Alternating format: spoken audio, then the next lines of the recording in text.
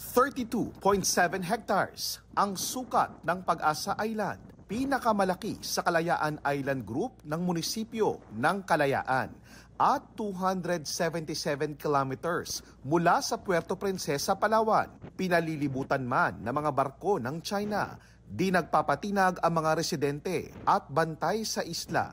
Tuwing umaga, ipinaaalala sa mga taga-isla na teritoryo ito ng Pilipinas.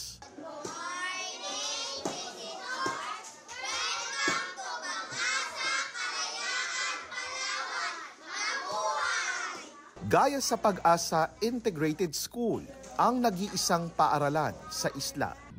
Ang dati sira-sirang paaralan at kung saan practice teacher lang ang nagtuturo. Ngayoy, pinalalaki na ang mga classroom at gusali.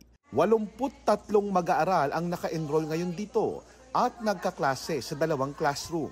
At inaasahang madaragdagan pa ang mga mag-aaral habang dumarami ang mga residente ng isla. Halos lahat ng mga guro sa Pag-asa Integrated School, mga taga Quezon, Palawan, na nagboluntaryong madistino sa isla.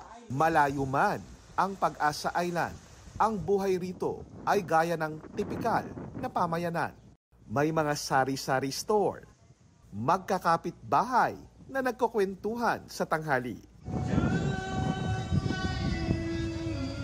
May nagbi-videoke pa, simple, pero malaparaiso ang ganda ng Pag-asa Island.